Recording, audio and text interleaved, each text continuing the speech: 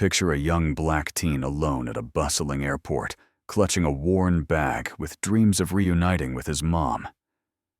Security officers humiliate him, tossing him out like he's nothing. But what happens next is beyond belief. A comeback so powerful it flips the script on injustice. Proving resilience can rewrite any story. Buckle up for a journey that'll inspire you. John F. Kennedy International Airport in New York City never truly rests. At any hour, crowds surge through its sprawling terminals, each person carrying their own story, their own reason for being there. Under the glow of flickering digital flight boards, we meet Caleb Harris, a wiry 15-year-old black teen dressed in threadbare clothes, too thin for the chilly spring morning. He clutches a tattered canvas bag holding all his possessions, his dark eyes blazing with a mix of anxiety and hope. Caleb has one burning desire that's driven him for months to reunite with his mother, Sarah, in Atlanta. She'd landed a cleaning job at One Atlantic Center, a towering midtown landmark, and promised Caleb could join her once she saved enough. But the months since she left have been long and lonely, and Caleb's impatience to see her again has reached a breaking point. That's why he stands alone in Terminal 4, staring at the sign above the Sky High Airlines counter, heart pounding. He has no ticket, no confirmed seat, no one vouching for him, just a desperate hope. He'd watched YouTube videos about standby flights and prayer boarding, wondering if he, with barely any savings, could board a flight by trusting in strangers' kindness. As the snaking lines inch forward, Caleb grips his bag strap, feeling the weight of weary travelers' footsteps. His eyes catch families on vacation, couples debating honeymoons, and executives barking into phones. Everyone seems to belong, radiating a purpose Caleb has never fully felt. Yet he dares to dream he'll soon find his place. The rhythmic clack of the departure board echoes in Caleb's mind. He steps to the check-in counter, summoning courage to share his story. Halfway there, a Sky High Airlines agent in a crisp uniform notices him hovering awkwardly. Caleb's throat tightens. He approaches softly, explaining, "I'm trying to get to Atlanta to see my mom. I don't have a ticket, but I'm hoping for a standby chance." His voice trembles with the sincerity of someone with no other options. The agent, a middle-aged man named Tom with kind eyes, looks conflicted. He explains the flight is oversold, and standby without prior arrangements is nearly impossible. Sensing Tom's compassion, Caleb blurts out his story. His mom left after losing her New York job, leaving him in his aunt's unstable care. He wants to join her to escape a life riddled with violence, moved but bound by policy. Tom says, "Let me check for earlier flights with open seats." A spark of hope flares in Caleb's chest. But before Tom can help, a towering airport security officer with broad shoulders and a stern face interrupts. Problem here. Caleb's heart sinks. He feels the weight of prejudice in the officer's gaze. Tom tries to explain, but the officer's brows knit tighter. He notes Caleb's ragged appearance, frayed bag, and sweaty brow. Suspicion etches his face. "Show me some ID," the officer barks. Caleb fumbles through his bag, handing over a slightly warped state ID from a cramped wallet. The officer, whose badge reads Officer Grant, studies it closely, his posture rigid. "Where's your boarding pass?" Caleb stammers. "I don't have one yet." The man here was checking. Grant cuts him off, turning to Tom. Is he on the flight manifest? Tom hesitates. He's hoping for standby. Grant's lips press into a thin line. He signals 2 more security officers, their eyes wary. Sir, he tells Tom, hold off on any transactions until we verify this. Panic surges through Caleb. He's treated like a criminal, not a desperate kid trying to reach his mom. One of the new officers, an older woman with sharp eyes, begins questioning him. Where you from? Traveling with anyone alone? Caleb's voice shakes. No one, just me. An invisible wall rises around him, separating him from other travelers. It's a wall he knows too well. A few onlookers notice, but none offer help. They look away or watch curiously. Before Caleb can say more, Grant snatches the canvas bag from his shoulder. We need to search this, he declares. Caleb's protests drown in the crowd's murmurs. It's a humiliating spectacle. His worn clothes, a faded photo of his mom, a cheap pawn shop, MP3 player, and a few coins spill into view. Onlookers lose interest fast. No threat here, just a poor kid with nowhere to go.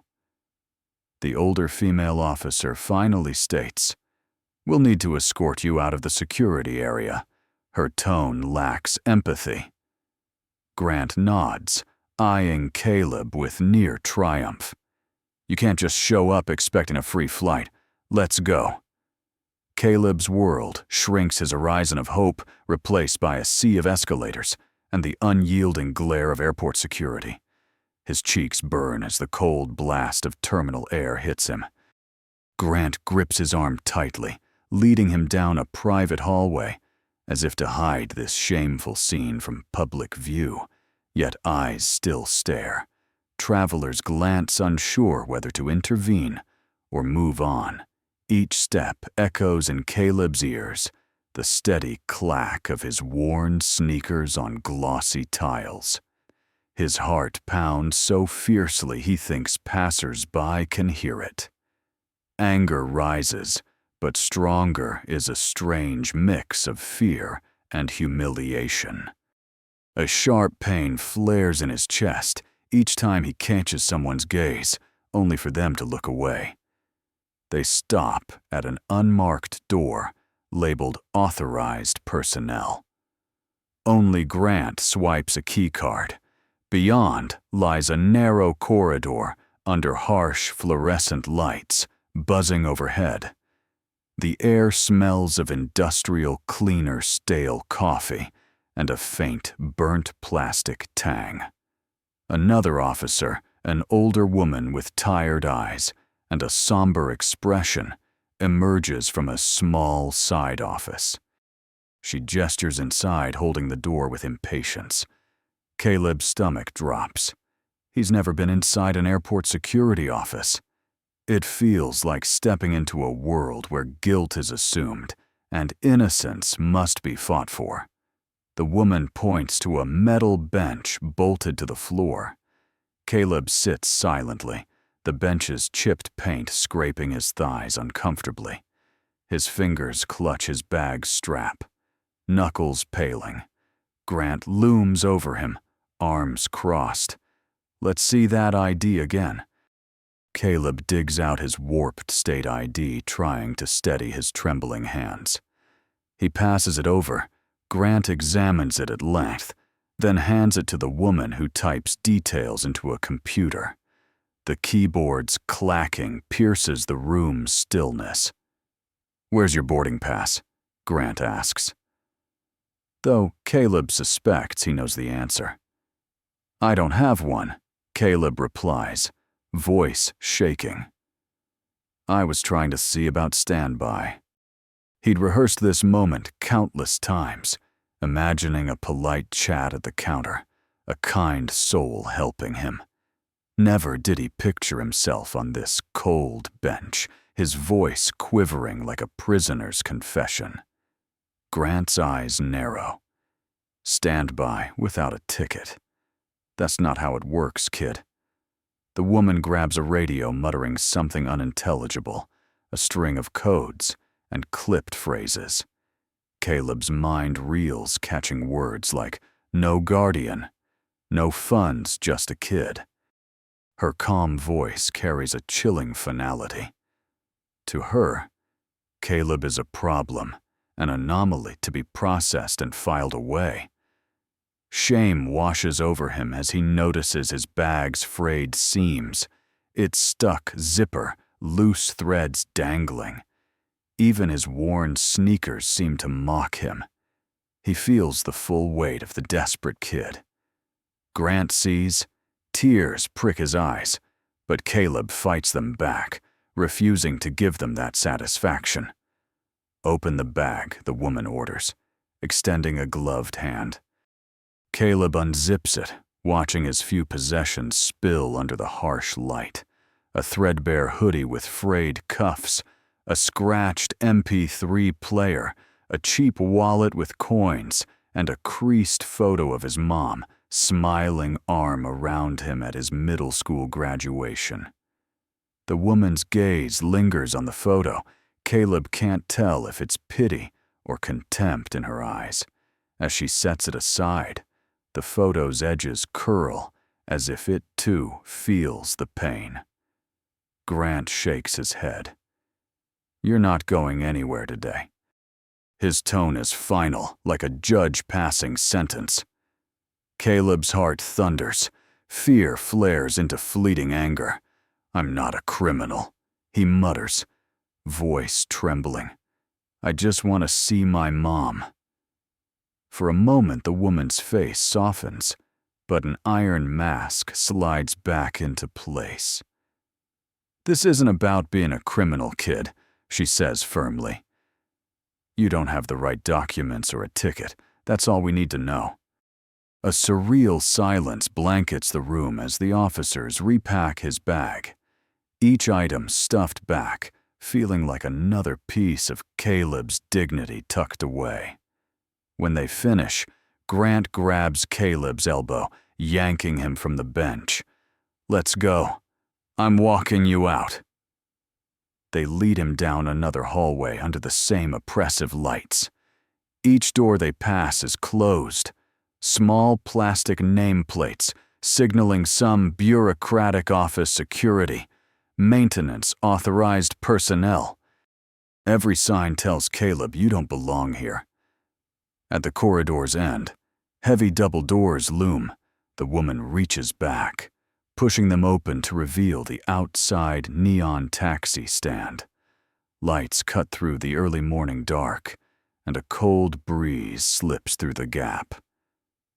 In the distance, Caleb hears the rumble of planes preparing for takeoff, the very planes he dreamed of boarding. Grant practically shoves him through the doors. Caleb stumbles onto the sidewalk, the concrete jarring his knees. Waiting passengers pause to stare. Whispers ripple through the crowd as the doors slam shut behind him with a metallic clang, the lock clicking like a painful full stop to his humiliation. For a moment, Caleb stands frozen, his canvas bag dangling from his shoulder. The air sweet with diesel from taxis and shuttles mocks the raw emptiness he felt in the security room. It's like stepping from one reality to another, one where he's free but more trapped than ever. He glances back at the closed doors. Anger, shame, and sorrow clash within him. Tears well up, but he takes a deep breath, refusing to let them fall. No father at home, no money for food, nowhere to go. This is his life. But Caleb vows it won't be forever. There has to be a way out. In the distance, a plane roars into the sky, its lights blinking against dark gray clouds. Caleb grips his bag strap so tightly his fingers tingle. One day, he promises himself, one day I'll be on that plane. Amid the jostling sidewalk crowd, he takes a shaky step forward. The wind cools his cheeks, but he doesn't look back at those solid doors. The officers stole his chance today, but not his hope. Even in this crushing defeat, a spark of resilience burns, waiting to ignite. Caleb finds his way to a 24-hour diner near the airport. Its neon sign buzzes, offering cheap coffee and warmth. It's a haunt for taxi drivers and overnight airline staff. He steps inside, enveloped by the smell of frying bacon and stale coffee grounds. The waitress at the counter, hair in a messy bun, offers a half smile. Caleb slides onto a stool, scrounging coins for something small. Just enough for a basic hot tea.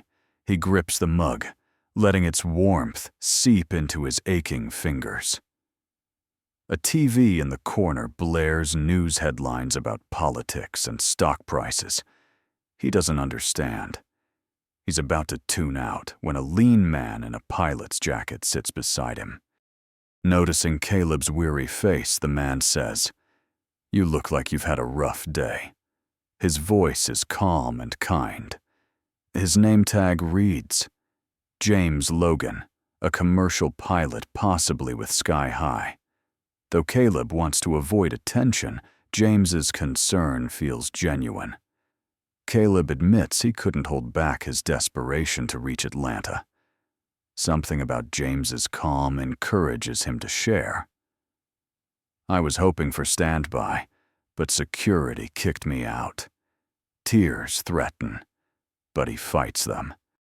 James nods, sympathy flickering across his face. He glances at Caleb's tattered bag and broken spirit.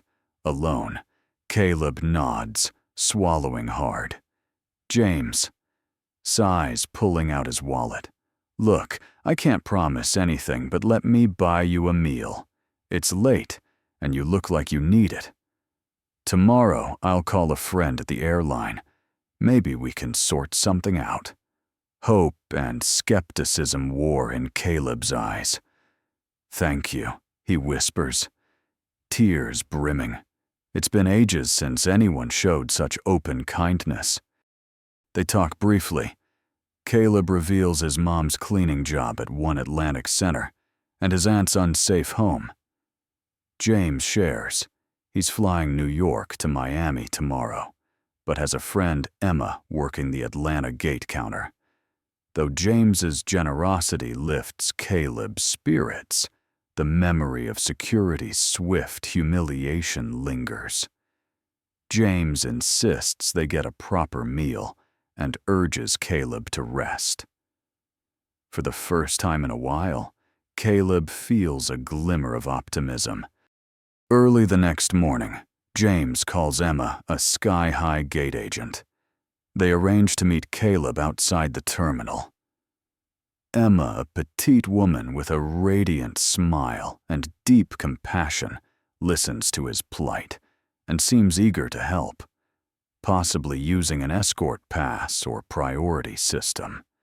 Though unofficial, Emma has discretion for emergencies. Caleb can't believe his luck. He's only known cruelty or indifference from city strangers.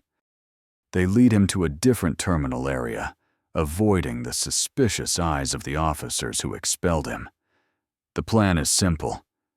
Emma will check for open seats on an early Atlanta flight, even a last-minute one. Time is tight with James's packed schedule. But as Emma nears finalizing a priority ticket, the tall security officer from yesterday appears like a dark omen. His badge reads, Officer Randall. He zeroes in on Caleb. "Hey, I told you to stay away from here. What are you trying now?" His voice is loud. Accusatory, James steps forward. "Sir, I'm Captain Logan with Sky High. The boy's traveling under my supervision." Randall squints, unmoved by James's title. "This kid's got no official papers or purchase ticket. He's on my watch list for suspicious behavior." Emma tries reasoning. "Officer, No need for this tension. We've got a valid escort pass system. I can vet him thoroughly if you step aside. But Randall stands firm. Another officer, younger, flanks him. We can't let a minor board alone without parental consent, the younger one says, though the real issue isn't guardianship. Caleb senses hostility radiating from Randall, a personal vendetta, as if Caleb's mere presence triggers deep suspicion. Amid the tension, a terminal manager appears. Onlookers stare. James tries to keep things discreet, but Randall's voice echoes. If you think I'm letting this kid near a plane without official clearance, you're dead wrong. Caleb's cheeks burn. He sees Emma's face twitch with frustration.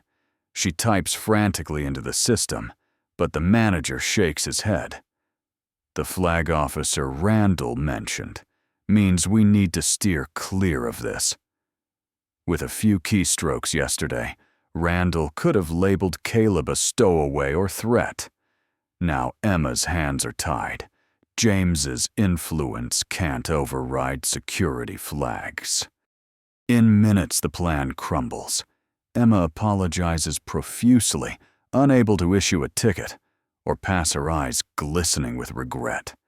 James argues with the manager, but the manager sides with security. Anger surges in Caleb's chest, tears welling again. The old humiliation floods back. Let's go. Randall orders, stepping to grab Caleb's arm. James blocks him. That's unnecessary, Randall scowls. Tension spikes. But despite James's fury, he lacks authority to overrule TSA or airport security. With a menacing glare, Randall hisses at Caleb. You're lucky you're not in cuffs. Now get out.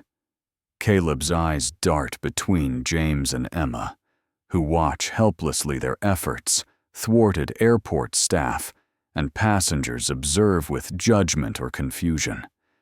Caleb can almost hear their thoughts. Why's this kid even bothering? Once again, he's escorted from the terminal.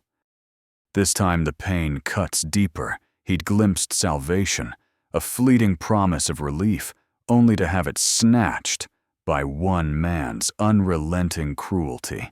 That night, Caleb finds himself in a rundown community shelter near Jamaica, Queens. It's noisy, crowded, and smells of disinfectant and unwashed clothes. Rows of cots hold souls who've slipped through society's cracks. Caleb feels profound shame, a teen surrounded by people weathered by life's harshness far longer. Assigned a creaky cot, sleep eludes him under flickering ceiling lights and distant arguments. Instead, he nurtures a new resolve. He must leave New York, find a lasting solution, and part of him wants to prove something to Officer Randall. He wants to show he's not the worthless kid they treated like trash.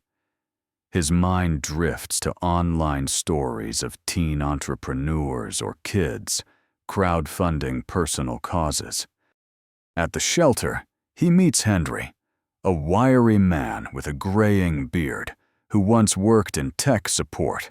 Noticing Caleb's sharp mind, Henry offers advice. Got a phone with internet? Start learning something to make money, man. You don't have to stay stuck. Caleb's cheap phone, its screen cracked, still works on Wi-Fi. A new plan forms. If he can't board a plane, maybe he can earn enough for a ticket, even if it takes time. He recalls James's words. There are still good people out there. Prove you're worth helping, and help will come. Caleb's about to learn that the greatest transformations are often sown in the darkest soil. Days stretch into weeks. Caleb stays at the shelter, saving every penny he devours. Free YouTube coding tutorials like a sponge, learning about gig economy apps and remote freelance opportunities. He studies building simple websites, marketing, and tries small online jobs. Henry becomes a mentor. Late at night, they sit in the shelter's common room, neon streetlights flickering through windows onto Caleb's phone. Henry teaches him spreadsheets, budgeting, and pitching small services, like WordPress sites for local businesses. Caleb's hunger for knowledge is fierce, driven by one goal: earn a plane ticket, reach his mom, and escape humiliation. Then, by sheer luck, a local shop owner needs help setting up an online ordering page. With Henry's guidance, Caleb charges a modest fee. He works tirelessly, eyes glued to his phone. The site works, and the owner pays happily. Caleb's confidence soars. Each success feels like a step closer to erasing that airport shame. Yet whenever Caleb thinks of Officer Randall, anxiety spikes. It's not just the expulsion, it's the man's raw prejudice, his blatant contempt for a poor black kid daring to dream. Caleb channels that anger into ambition, determined to rise above the label Randall pinned on him. As weeks pass, Caleb's budding digital hustle gains modest attention. Word spreads among small local businesses about a talented teen building basic websites. Affordably, Henry helps Caleb open a free bank account at a local credit union, so he no longer risks carrying cash in his bag.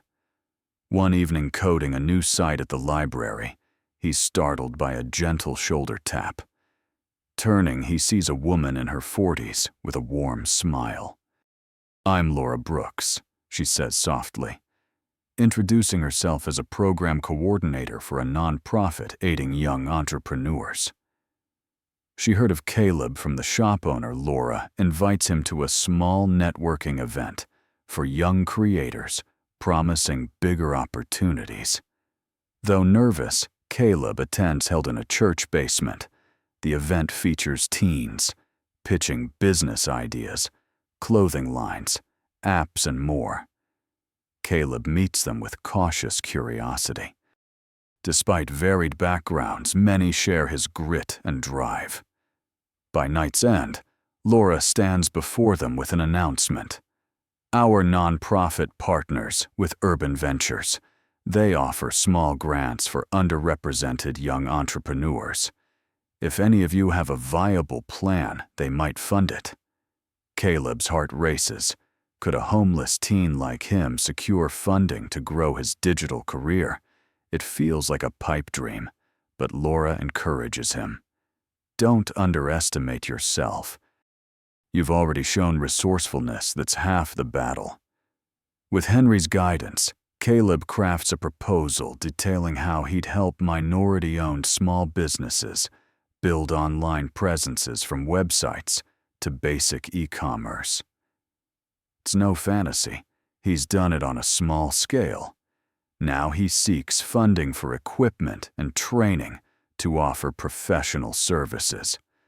Weeks pass, and just as Caleb thinks it's a lost cause, an email arrives. "Congratulations. Your project has been selected for a small grant from Urban Ventures. Please contact us for details." Caleb's jubilant yell echoes through the shelter's hallway.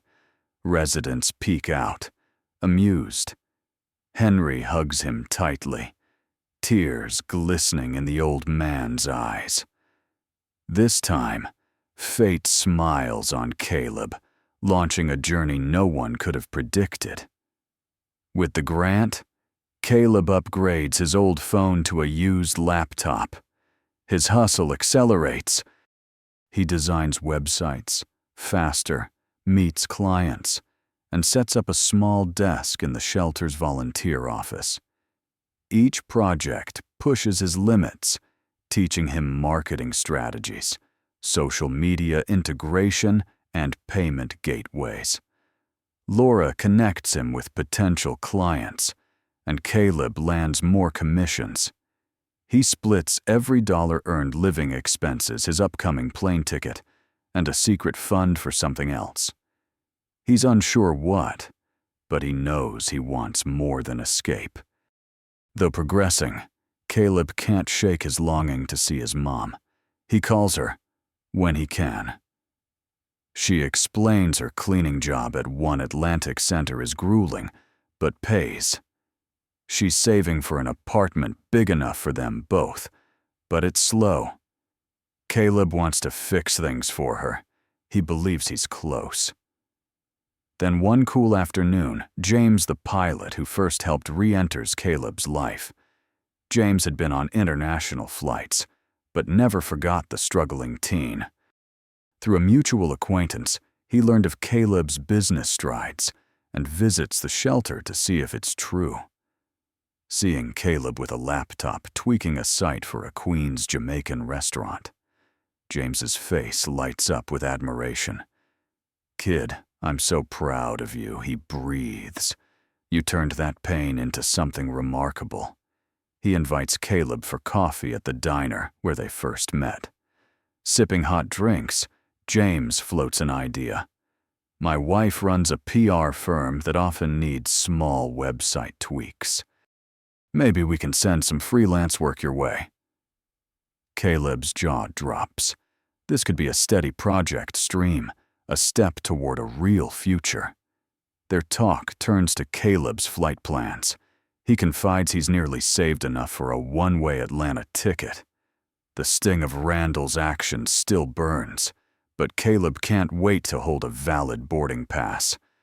"I want to see that man's face when I walk through security with a paid ticket and all my papers in order." Caleb says a hint of pain beneath his bravado. James nods gravely. "You've got every right to be angry, but focus on the positive. This time, you won't need help or an escort pass. You'll do it on your terms."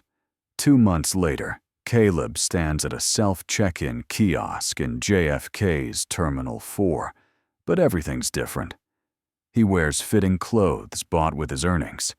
He holds a valid paid ticket for sky-high flight, 1923 to Atlanta, departing 45. The kiosk prints his boarding pass with a pleasant hum. He barely believes his eyes reading his name. Caleb Harris. He has a valid ID and even a notarized letter from his mom, allowing him to travel as an unaccompanied minor. Though he's nearly 16, he joins the security line, heart pounding with anticipation.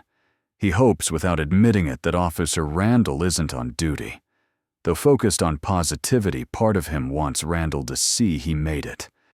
Sure enough, as he nears the TSA checkpoint, who's standing 2 lines over scanning the crowd like a hawk, Officer Randall Caleb's stomach knots. He notices Randall's eyes widen in recognition. Caleb meets his gaze briefly. No fear remains in Caleb's eyes, only resolve. Clutching his boarding pass, he approaches a TSA agent in the next line, hoping to avoid conflict. But Randall leaves his post, striding toward him. Tension crackles. It's a strange dance. Caleb advancing through passenger checks. Randall closing in, determined to intercept. Finally, Caleb faces the ticket scanning agent. She verifies his boarding pass and ID. All clear, and waves him through. Relief floods his chest, but it's short-lived. Randall reaches him as Caleb retrieves his belongings from the conveyor. "Hold up," Randall says, voice thick with authority. Silence blankets nearby travelers. "I know this kid. He's been flagged before." The female agent looks confused, checking Caleb's documents. No red flags. Everything seems fine here. Randall snatches Caleb's boarding pass, scanning it again. "I want another look," he demands. The woman frowns but complies. Caleb stays calm. He has every right to be here. He bought the ticket, Randall has no grounds to stop him this time. After a tense minute, the agent's expression sours. It's all clear. Officer Randall, a flicker of defeat or frustration crosses Randall's eyes. He hands the pass back. "Fine," he grumbles, "but I'm keeping an eye on you." Caleb steadies himself, nodding respectfully. He won't give Randall the satisfaction of seeing him shake. With a final glance over his shoulder, Caleb steps into the terminal. The distant roar of planes fuels him. He thinks of his mom waiting in Atlanta and the unstoppable wave of possibility propelling him forward. His heart races as he boards the plane. The narrow aisle seat rows and overhead bins are all new, yet it feels like stepping onto a stage he's dreamed of for years. He settles into a window seat. After takeoff, he presses his forehead to the cool glass, watching New York shrink beneath the clouds. He lands in Atlanta to his mom's tearful embrace. She's thinner than he remembers, her hair flecked with new gray. But her love is unwavering as she holds him tight. They take a bus to her small basement apartment, rented from an elderly landlord, who kindly waived a large deposit. The space is cramped with a makeshift kitchen and a bathroom doubling as a closet. But to Caleb, it's home with his mom no longer, thousands of miles away. Within days, he sets up a stable spot to continue his online business. He invests in a better phone, sets up a small desk in the apartment's corner, and emails Henry to share updates and gratitude. He even calls Laura, who urges him to keep building his client list. Soon word spreads in Atlanta about a teen web developer offering affordable services. Caleb builds a local network, partnering with small restaurants, barbershops, and home-based entrepreneurs. Each success lays a brick in his new life's foundation. Months pass, and Caleb's reputation grows. He refines social media, marketing invests in better website templates, and hones his communication style. He enrolls in a local high school juggling studies and client calls. It's exhausting, but exhilarating. One afternoon, an odd email lands in his inbox. Subject: business proposal from Sky High Airlines. His stomach flips. Is this a scam? Curiosity drives him to open it. The sender, a marketing rep, says they heard of Caleb's web development from a local vendor who recommended him. They're launching a community outreach program for minority entrepreneurs and invite Caleb to submit a proposal for a small website for a Sky High-sponsored local charity. At first, Caleb thinks it's a setup, maybe a cruel prank. But the contact info and phone number check out, torn between skepticism and ambition. He calls. To his shock, it's legit. The airline is rolling out a program funding education and workforce development in underserved areas. They need an affordable digital platform to connect volunteers, donors, and students. Sky High, once tied to his pain and humiliation, now wants to pay for his expertise. The irony is staggering. After hesitation, Caleb seizes the chance, determined to prove his worth in a world beyond petty revenge. Still, part of him relishes the cosmic joke. The airline that rejected him is now knocking, amid hope and nerves. Caleb starts the project for Sky High's local charity. He meets a manager, Maria, at their Midtown office. She's kind and impressed by his portfolio. They outline the site's features. It's not a massive job, but carries weight and good funding. Caleb dives in with intense focus. He sees the bigger picture delivering excellence. Here could lead to more contracts, not just with Sky High, but other major organizations. He envisions supporting his mom, moving to a better apartment, maybe funding her education or training for a better job. After 2 months, Maria invites him to lunch with higher-ups to discuss scaling the site. Nervous but excited, Caleb arrives at Sky High's headquarters near Hartsfield-Jackson Atlanta International Airport. The glass-walled lobby exudes corporate elegance. He tries not to let the setting intimidate him. The meeting is in a sleek conference room overlooking the runway, where planes take off and land rhythmically. Executives enter, greeting Caleb with polite smiles. Then the last person he expects steps in Officer Randall. The same man from JFK, now in a business suit. Caleb's mind reels. What's Randall doing here? It turns out, Randall isn't just an airport security officer. He's also an off-hours law enforcement contractor, sometimes consulting for airline security on corporate safety measures. He's here to brief Sky High's team on new airport safety protocols. When he sees Caleb, shock and recognition mix in his eyes. Their gazes lock across the conference table. Caleb's heart pounds. Fear and righteous anger churn within him. But the corporate setting shifts the dynamic. Randall's smug grin is gone, replaced by uncertainty. Here, Caleb isn't a defenseless teen.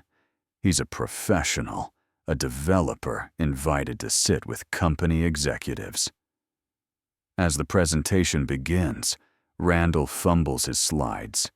His usual commanding tone falters each time he glances at Caleb. Memories of expelling Caleb mocking him and blocking his travel flood.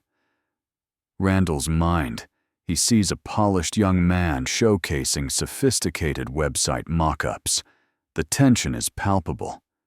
After the corporate pitch, the group breaks for lunch in an adjacent dining area. Maria beams, introducing Caleb to various department heads. Caleb steps away to grab a soda from the buffet. That's when Randall approaches his face tight with unease. How you're working for Sky High now? His words are stiff, lacking their old arrogance. Caleb turns to face him, old anger flaring but restrained. I'm a freelance developer hired by Sky High's charity initiative. I run my own small business. Randall clears his throat. Look, I didn't know your situation back then. Sure didn't, Caleb replies evenly, refusing to bail him out. Randall flounders for words. You seem suspicious. I was doing my job. Caleb meets his eyes. Was it your job to treat me like a criminal instead of a kid trying to see his mom? The question hangs heavy with unspoken truths. Randall's face reddens. He wants to retort to justify himself, but no easy words come. The old stereotypes fueling his aggression, his dismissive behavior, don't hold in this refined setting where Caleb is proof of success against all odds. Look, Randall finally says, regaining some composure. I'm sorry. All right. I could have handled it differently. His voice is barely audible, tinged with reluctant regret. Airport security can't take chances. We see threats everywhere. Caleb cuts him off gently. I get fear and caution, but I hope you see appearances can deceive. You nearly destroyed my shot at a better life. His voice is steady, calm but firm. Randall stands speechless, his face a mix of pride, shame, and confusion. For Caleb, the conversation is over. He doesn't need Randall's explanation. He's no longer the kid groveling on the floor, belongings scattered at a checkpoint. He's a business owner, unstoppable.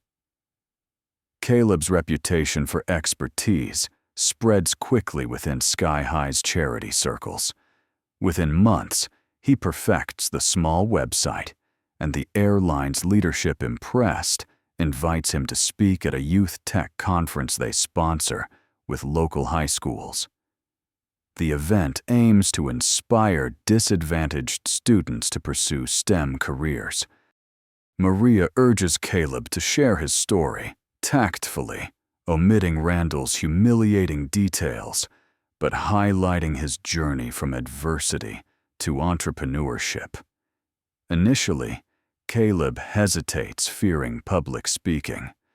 But James, the pilot who first showed kindness, calls him, "Kid, the world needs your story." Think of how many other Calebs are out there, doubting they can overcome their circumstances. Encouraged, Caleb agrees. On a bright Saturday morning, he steps onto the stage at the Georgia World Congress Center, facing hundreds of students, teachers, and community leaders. He shares his time homeless in New York, learning to code on a broken phone, the guidance of kind strangers, and the small grant that changed his life. He explains how adversity forged his drive, and how he turned desperation into opportunity. The crowd is captivated. Afterward, dozens of students approach for advice, saying his story reshaped how they view their own challenges. A local news reporter covering the conference interviews, Caleb calling him a rising star among young entrepreneurs. That night, his story airs on a local news channel. The next day, it appears in an online article. Within a week, Caleb's name spreads across social media, bringing new clients and supporters. Amid this newfound attention, something else brews behind the scenes. Unbeknownst to Caleb, a traveler had recorded a video months earlier of Officer Randall berating a black teen at JFK, roughly searching his bag and forcing him out. The traveler, recognizing the injustice, posted it anonymously to a forum. Now, with Caleb's viral story, the old footage resurfaces online, reframed in new context. This is how they treated a teen, now hailed as a business prodigy. The video spreads rapidly. Activists and community leaders seize on it, outraged by the contrast between Caleb's current praise and his past degradation. Reporters contact Caleb for comment, catching him unaware. He doesn't want to rekindle negative emotions or target Randall. But public outcry grows demanding. TSA and local airport authorities be held accountable. The next day, headlines emerge. TSA officer targets homeless black teen, now a tech innovator.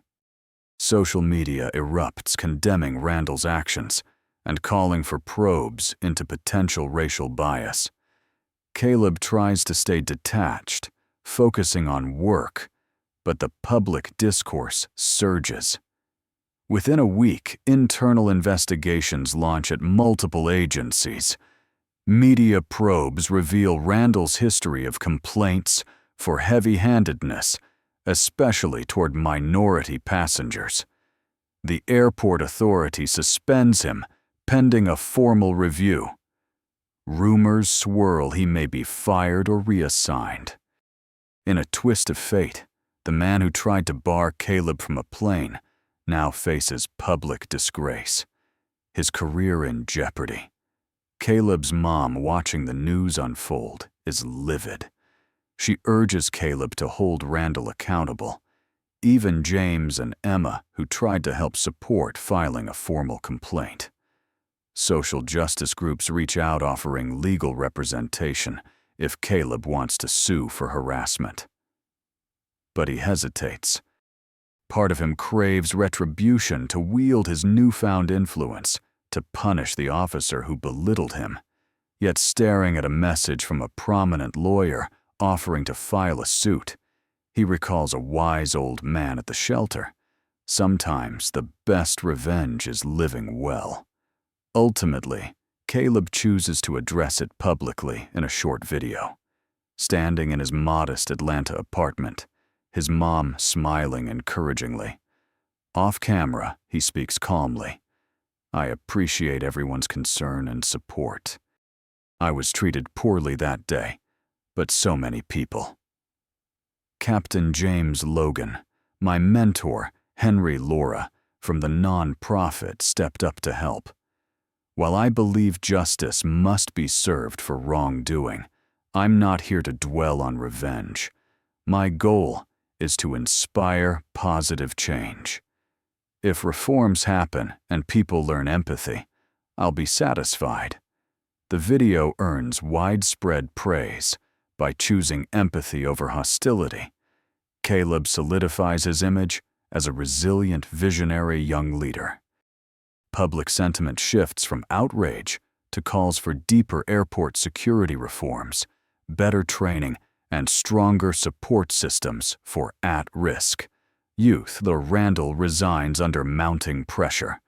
Official statements from TSA and Sky High pledge retraining and policy reviews emphasizing fair treatment. Caleb never hears from Randall again and is content to leave it that way. Meanwhile, his business thrives with steady new clients from media exposure and ongoing contracts from Sky High's charity branches. He moves his mom to a better downtown Atlanta apartment, closer to her job at One Atlantic Center. He even surprises her by paying for evening classes to earn an office administration certificate. Her proud expression is all the validation he needs.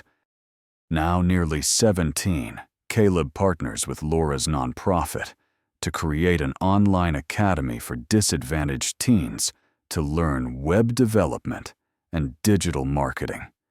He names it Skyward Bound, a nod to his journey from airport expulsion to business success.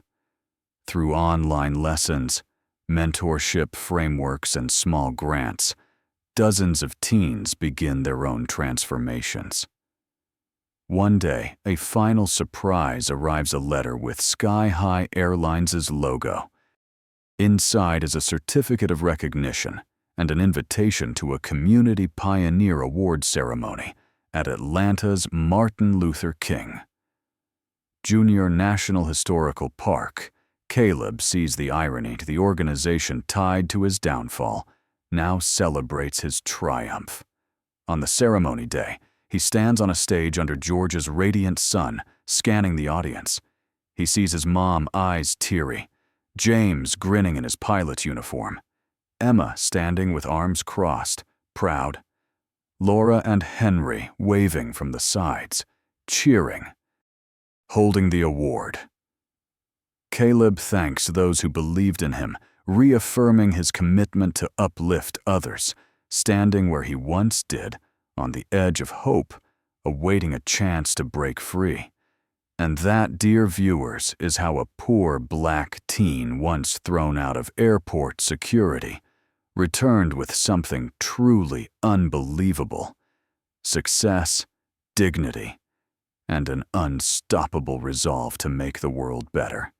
Caleb's journey didn't end with a plane ticket. He rewrote his life's flight plan. From the depths of despair to the heights of victory, he proved perseverance and opportunity can overcome prejudice. He refused to be labeled, refused to be limited, and instead turned every rejection into fuel for his dreams.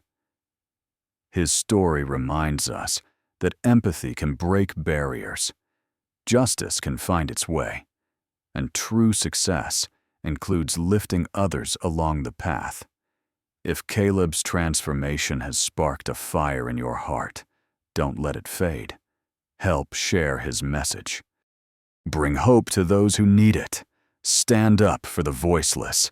If Caleb's incredible journey from humiliation to triumph touched your heart, please help us spread his story. Hit the like button to celebrate resilience and justice. Share this video with friends who need inspiration or love.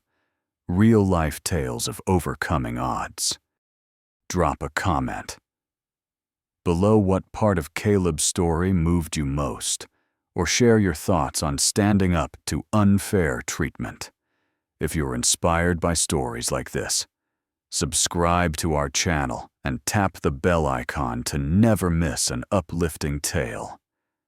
Your support helps us amplify voices that deserve to be heard. Thank you for being part of our community together. We're sparking change